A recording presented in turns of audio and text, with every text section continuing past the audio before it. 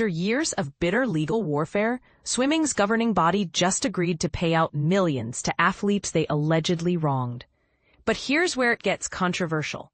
Is $4.6 million really enough to make up for years of financial suffering?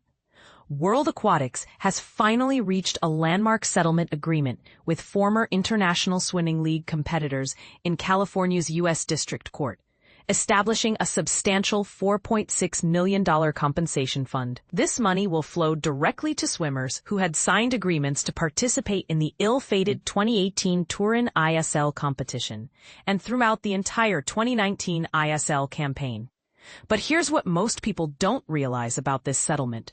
It represents far more than just monetary compensation. It's essentially World Aquatics admitting that swimmers got caught in the crossfire of a power struggle that should never have involved the athletes themselves. This legal battle traces its roots back to FINA's former leadership, and unfortunately, it has persisted for far too many years, explained World Aquatics president Hussein Al-Masalam in his official statement.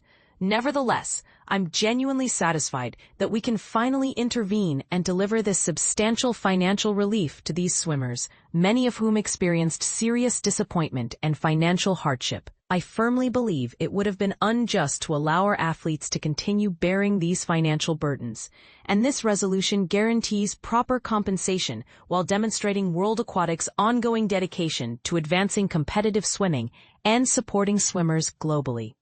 The legal challenge was spearheaded by prominent swimmers Tom Shields and Katinka Hasu as the primary plaintiffs. Though the league's ownership and management actually drove and financed the majority of the legal proceedings, their legal representation came from Jeffrey Kessler, the same attorney who led the groundbreaking NCAA versus House case that transformed college athletics compensation. Talk about bringing in the heavy artillery. And this is the part most people miss. The judge hasn't actually approved this settlement yet. It's still hanging in legal limbo, waiting for final judicial blessing. Meanwhile, a completely separate legal battle between the International Swimming League itself and World Aquatics will continue moving forward, with an 8-day jury trial scheduled to unfold from January 12th to 22nd, 2026. This means the legal drama is far from over. Both antitrust lawsuits originated in 2018, with swimmers accusing World Aquatics, operating under the FINA name at that time, of implementing restrictive policies that prevented them from participating in external competitions. Simultaneously, the ISL alleged that World Aquatics deliberately undermined their business model by threatening swimmers with sanctions, effectively sabotaging their ability to recruit elite talent and establish themselves as legitimate market competition. The central controversy revolves around the 2018 Energy for Swim event in Turin, Italy, which swimmers claim was completely canceled due to World Aquatics' restrictive interference. The athletes argue they lost a minimum of $3.3 million in guaranteed appearance fees and prize money, not just from that specific 2018 competition, but from all the subsequent events the ISL could have successfully organized if World Aquatics hadn't allegedly blocked their path.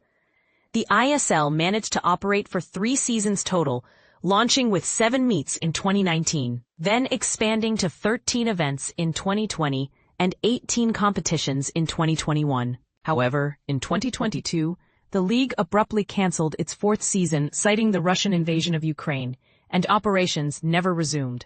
Here's where it gets really frustrating for athletes. Many swimmers report they still haven't received their complete promised payments from the league. The legal journey has been a roller coaster.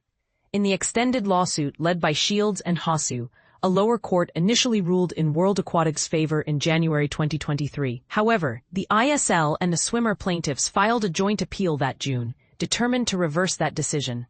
Then, in September 2024, the 9th U.S. Circuit Court of Appeals delivered a unanimous 3-0 ruling, stating that the groups had provided sufficient evidence to allow their antitrust cases to proceed against World Aquatics.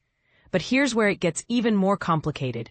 In December, the ISL turned around and sued their own former law firm, Farella Braun Martel, in San Francisco Superior Court. They're accusing the firm of professional negligence, breach of fiduciary duty, breach of implied contract and unfair business practices in handling their antitrust case against World Aquatics. Talk about legal drama within legal drama. So who actually benefits from this $4.6 million settlement?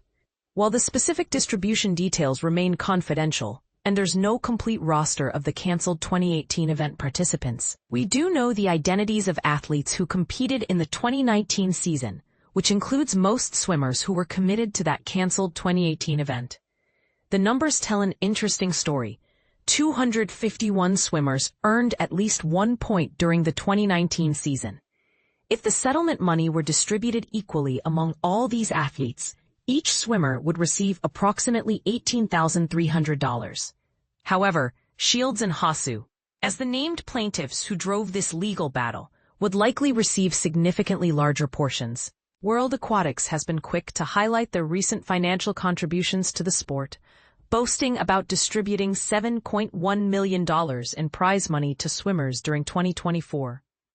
With athletes collectively earning $11.1 million at aqua events that year.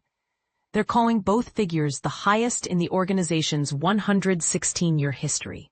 But is this just damage control after years of restricting athlete earning opportunities? Here's the controversial question that nobody's asking. Is this settlement actually justice, or is it just World Aquatics buying their way out of a bigger problem? These athletes lost years of potential earnings, career opportunities, and competitive experiences. Can any amount of money truly compensate for that? What do you think? Is $4.6 million enough to make up for years of alleged restriction and financial hardship? Or should World Aquatics be paying significantly more for what some see as deliberately sabotaging athletes' earning potential? Share your thoughts. Do you believe this settlement represents fair compensation? Or is it just a convenient way for swimming's governing body to make this controversy disappear?